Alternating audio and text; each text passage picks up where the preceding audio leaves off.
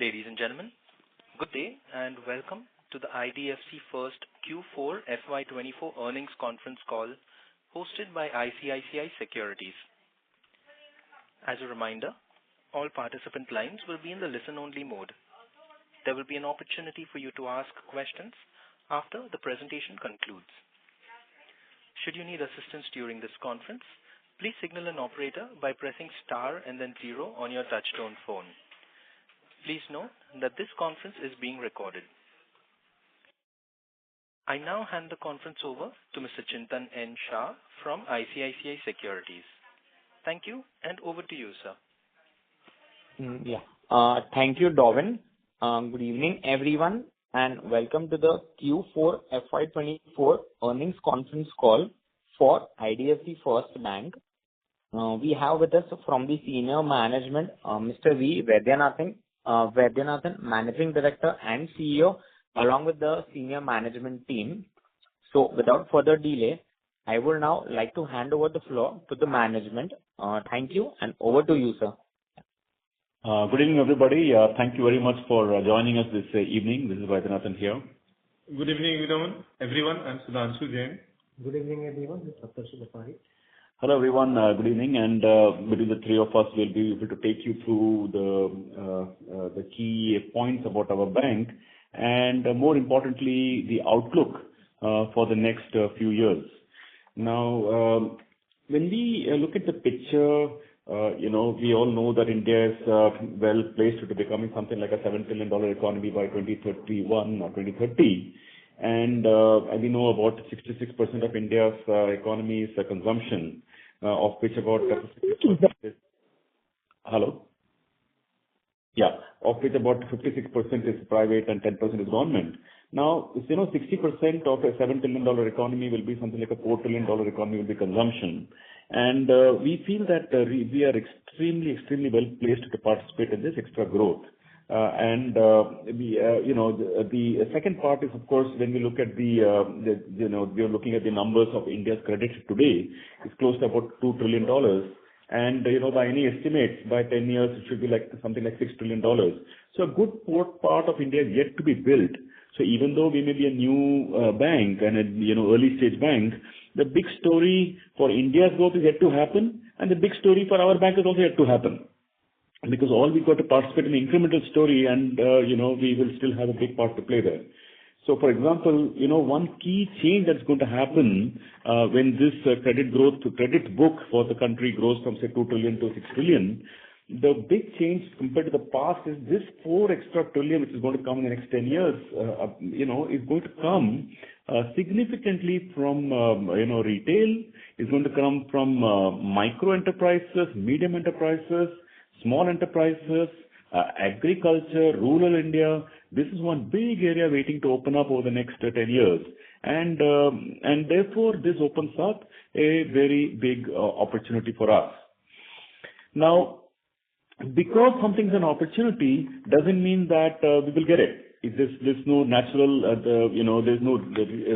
has to be a reason why we will be best placed to get that opportunity.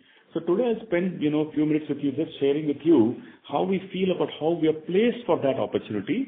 And then, of course, later in the conversation, we'll come back and discuss the financial results.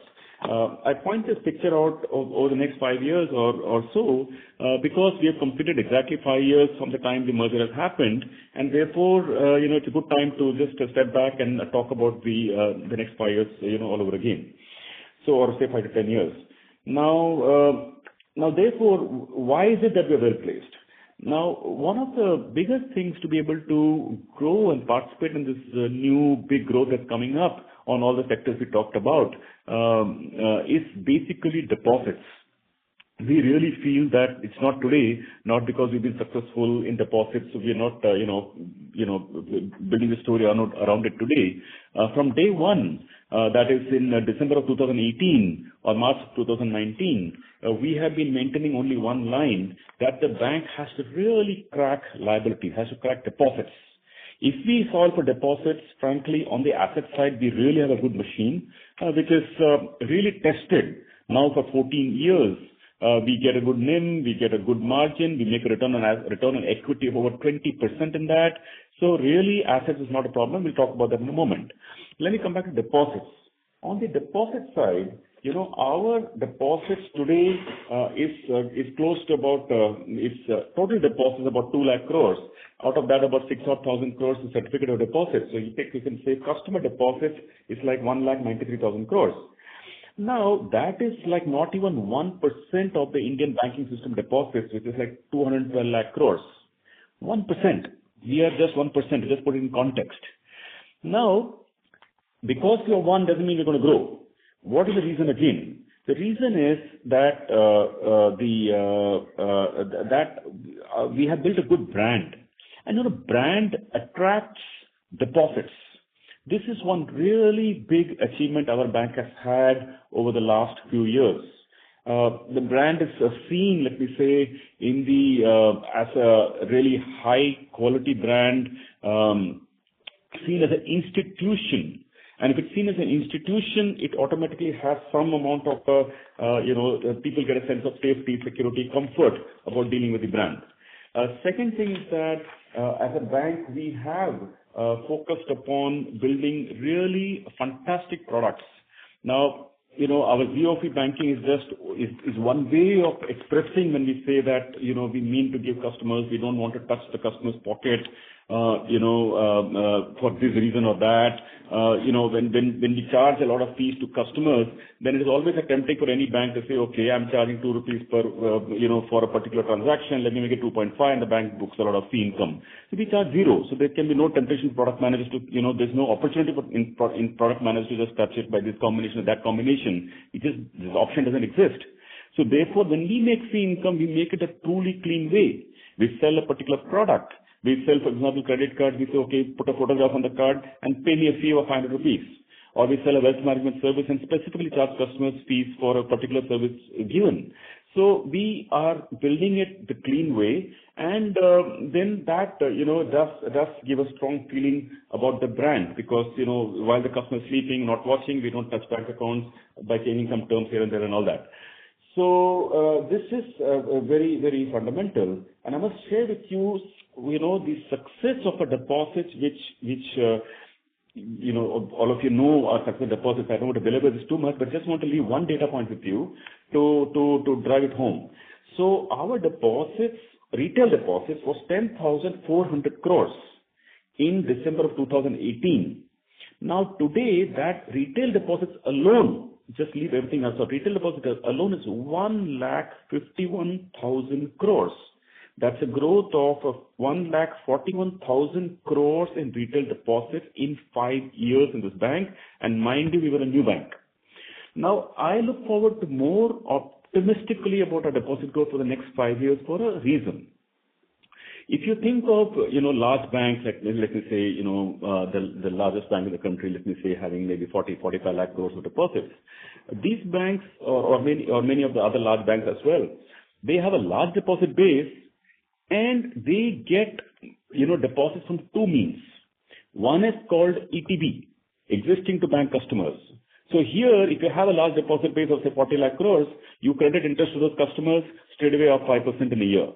The same customers bring some more money, and then you're done. You're done with 7-8% growth just by existing customers. The second engine to fly on is new to bank customers, where you've got to bring customers from outside into a bank. So many of these banks straight away get, benefit of ETB. So there are two engines.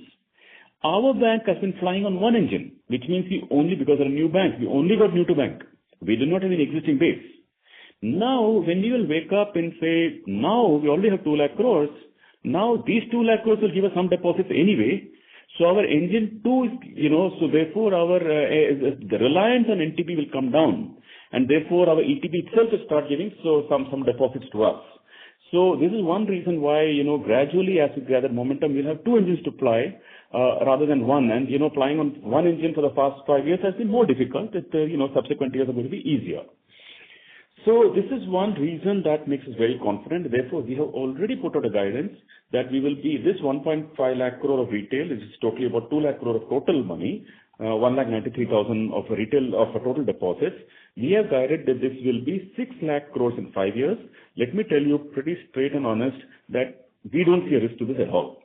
We believe it will be achieved, and we don't need to go crazy on interest rates and anything like that. Just normal interest rate what we're doing today. Probably it can even drop it over time, but still this 6 lakh crores we feel is very achievable for the reason I described to you. The second thing that's going on is that if you see large institutions, they've been building the capabilities. They've been part of large ecosystem creation. Someone has cracked the entire broker market. Someone has cracked the entire NRI market. Someone has cracked some of these markets for 15, 20, 100 years, or maybe for 40 years. In our case, these are still being built. For example, our current account business is still being built.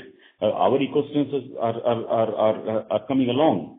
But the good thing is that whether it is supply chain financing, whether it is getting the accounts of the small retailers, merchants, traders, it's all hard work because you got to build them brick by brick.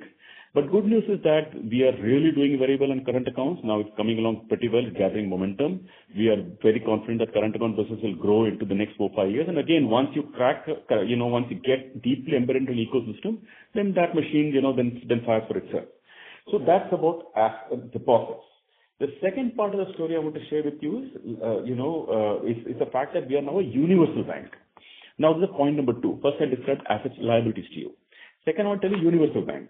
Now, universal bank, there is some, extra, let me say, stability of earnings across multiple lines of businesses in a universal bank.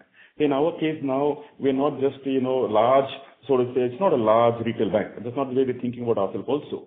So we have retail, SME, rural, of course. We also have corporate. We built fantastic solutions on trade now. We've got very good digital solutions, cash management. On wealth management, it's just been 5 years. We have our wealth management business now touched something like 16,000 crores. And it was like 1,600 crores 5 years ago. It's like 10 times growth in the last 4 years, not 5 years. The last 4 years, it's grown 10 times. It's like wealth management is just flying off the roof for us. Off the charts for us. So there is something special about our products. In everything we put, we have something special. We just don't make regular products. And the rest is a brand takes it over, distribution takes it over, digitalization, powers it up. So second part, therefore, the universal bank, for example, wealth management, NRI banking, we are developing, making strong inroads, treasury solutions, all in all, universal bank. The third reason why we feel good for ourselves, again, we say that, the big opportunity is there. Why should it come to us, or why should we be able to get it? We are embedding ourselves deeply in this customer first theory. Now, we are not, trying to, chip a quick buck on this or that side, all that I told you.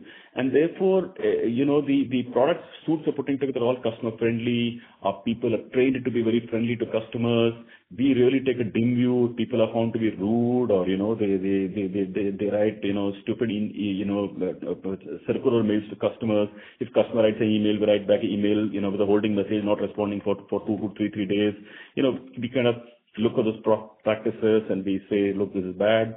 We keep improving every single day. We found that our access was not up to the mark. Then we opened out so many gates for customers to reach us, through the internet, the call center, on the website. Now we show our ways to reach us very prominently. So we're making every way for customers to reach us. We want every way for customers we want to solve customers' issues in the first interaction. So those are things that I mean the customer friendly. Then fourth thing I'd say is that our customer, in terms of positive culture, we're trying to keep a positive work culture in the environment, in the bank and all that. Now, the fifth thing I'd say is probably the last couple of points is that fifth is, on the loan side. Now, after all, we're raising money. Frankly, for us to raise money at 6.3% like a dream. When we were running, the previous part of the NBFC, for us to get money at, either 9.5 looked like a deja vu. And suddenly at 6.5, we feel like we're swimming in oxygen all the time. It's just so fantastic to be able to raise, 50, 60,000 crores at 6.3%. We just feel just so much in the money, just because the amount of deposits we're able to raise and just feel let me say, so easy, or it feels so nice, and makes our life job much easier. So third thing coming back to is the deposit. So oftentimes people think of our loan book and say, hey guys, listen, your NIM is 6.3. People scratch their head. How is it possible to have such low credit cost? This is a common problem that we face when we meet investors, in investor calls. They spend 20 minutes on this one subject, saying that how is it possible? We have a reason for that. End of the day, there is like 14 years, a long time for an NP to stay 2% gross and 1% net in low credit cost. Like that's a very long time. We explain this by cash flow, because we're a super specialist in cash flow financing. And I think, time solves a lot of questions, and one of them is cash flow. But there is one more reason that we are specialists in rural India. I want to bring this point out to you. Because end of the day, rural India is so unserved.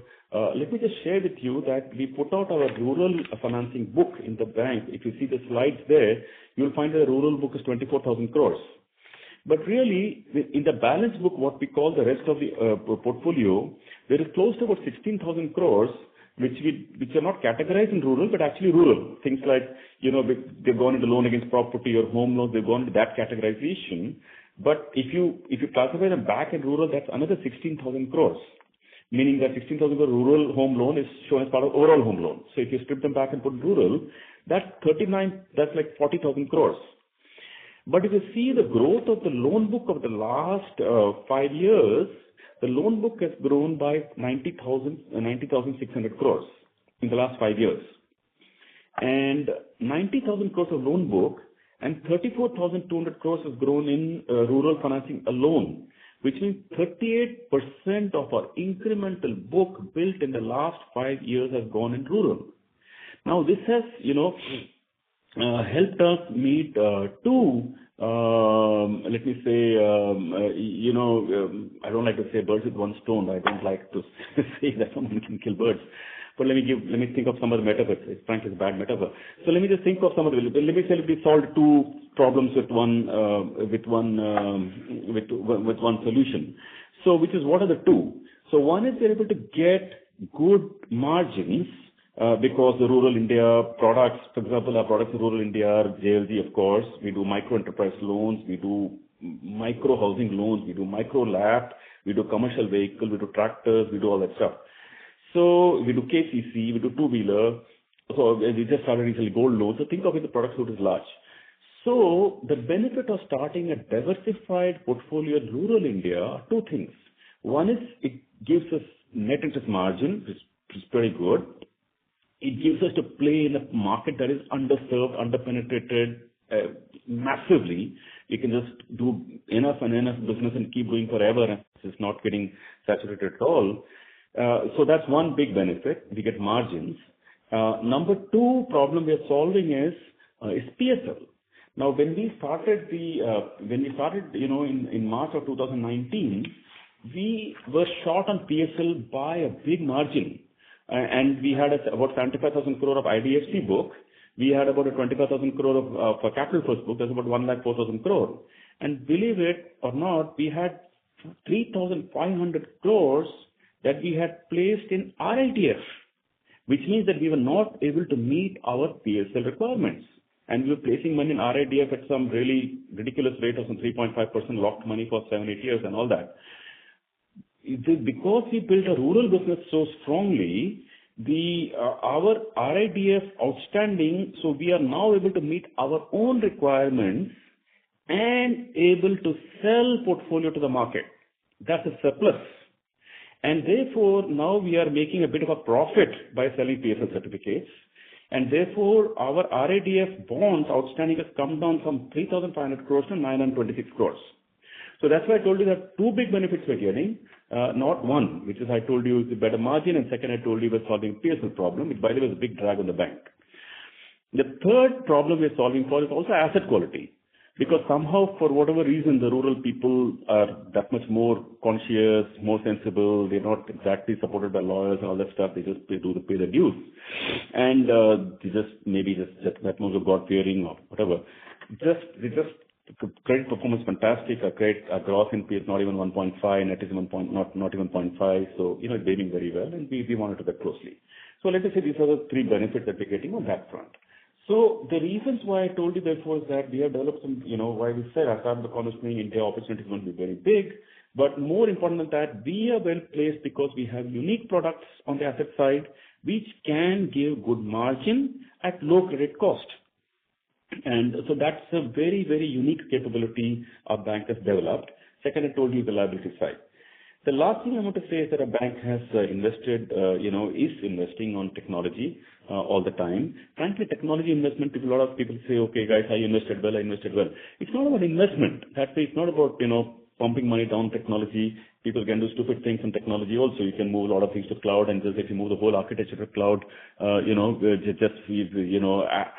it is, without using the tools and technologies and well integrated, cloud, then it's as good as just keeping it on-prem, just scaling it more on infrastructure. Those are not really value adding. We have developed some really fantastic, capabilities of bringing our data lake together, single source of truth, a golden source of truth. We have migrated all our systems. Individual business units are no longer going and pinging the individual systems. They are now going into a single source of truth with the data lake.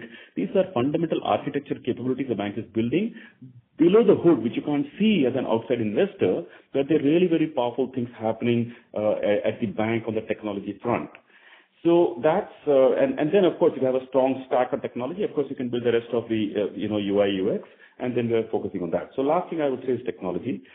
And of course, finally, to have be profitable is a very big plus, because frankly, when we're posting losses, for 2019, 2020, if you met depositors, of course, I must say that people were still good to us and give us a lot of deposits, but you're still a little bit back against the wall when you're raising deposits. The bank is posting losses, so it was hard. Now 2 years of profit. Last year 2,400 crores, this year 2,900 crores. When you're talking with that level of profitability, people also feel more comfortable to raise deposits. Our employees feel that much more, spring in the feet. And lastly, of course, ESG is become a big deal. We never focused as much on ESG before. In our business, we thought it was natural ESG. We were not looking at it with a frame, and we didn't study it so closely. But the more we're studying ESG now, we are finding, oh my God, we could have done so much more. For the elimination of plastic, making the offices green, elimination couriers, moving out to email, avoiding printouts, double-sided printing, avoid color printing, the whole thing. It's a long list of things, but I can just say that we're working on it very seriously. But let me say it's an initiative of the last 2-3 years, and it's already beginning to show in our scores on the ESG front. So let me just say that these are important foundation blocks the bank is building. And at least if you ask me personally, I'm very bullish about our bank for the next 2 years. And for this quarter's numbers, you may have seen it. I'm quite happy to open it up for any discussion. Thank you. So Sudhanshu had with him a bunch of notes, but I think since it's been 20 minutes since the call started, probably Sudhanshu, should we take Q&A, or you want to go to we can directly jump into the Q&A. Or you want to make some brief comments? Yeah, so maybe I'll just touch upon some key numbers. As you would have noted that now our balance sheet is almost touching 3 lakh crores. It expanded by 23.4% on a YOY basis. The growth is largely driven by a strong deposit franchise and a growth coming in from there.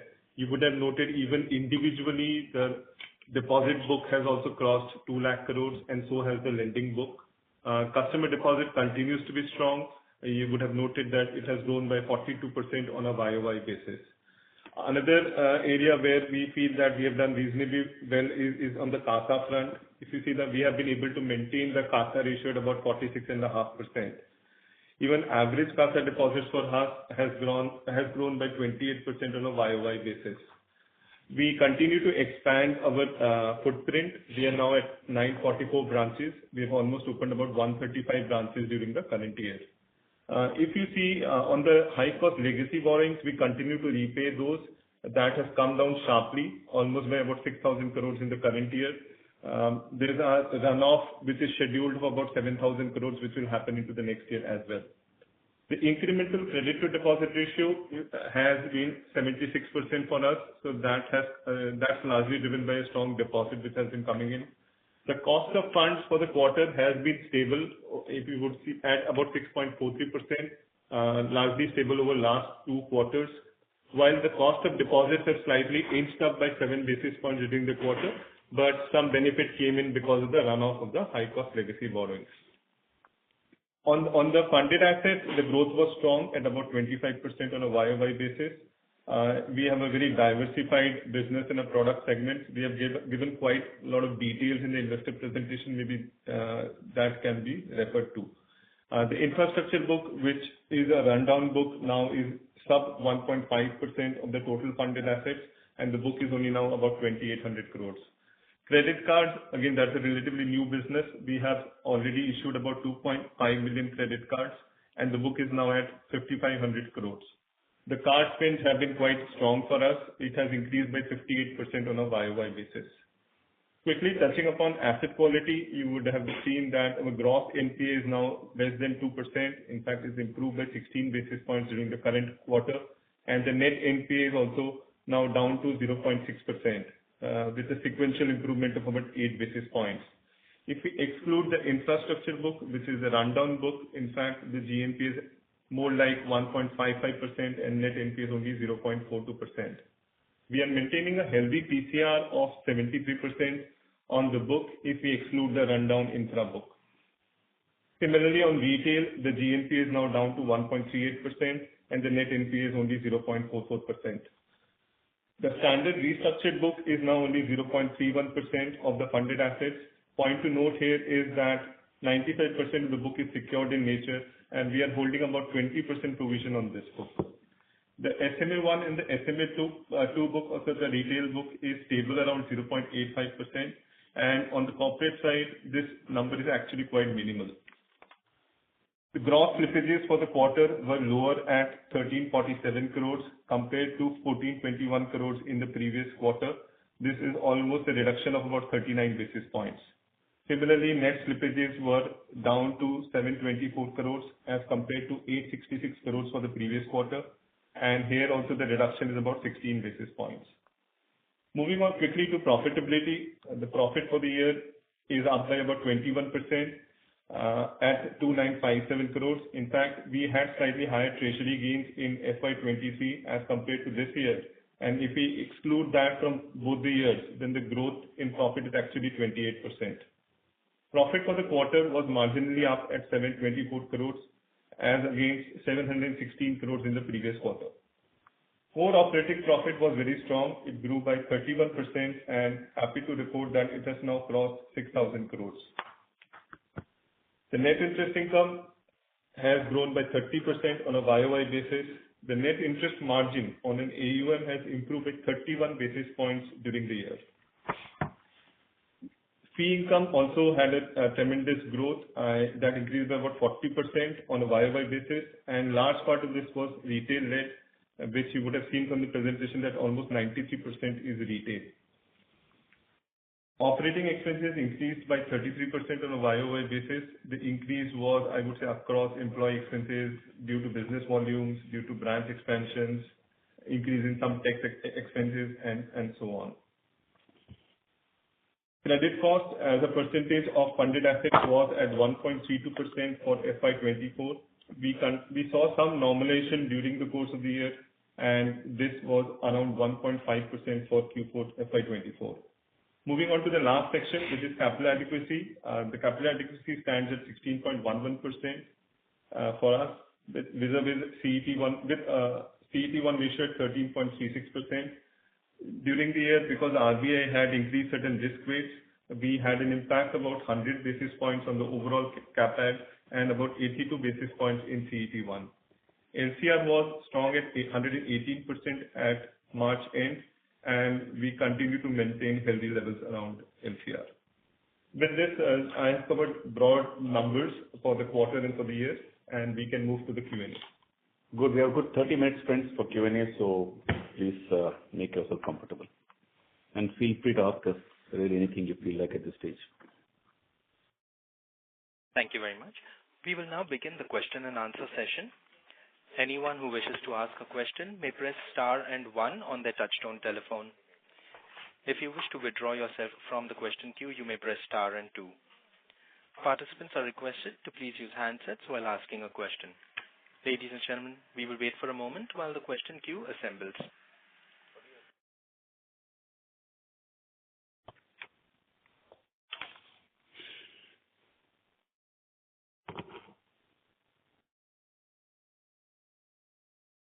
We have the first question from the line of Pritesh Pump from DAM Capital. Please go ahead.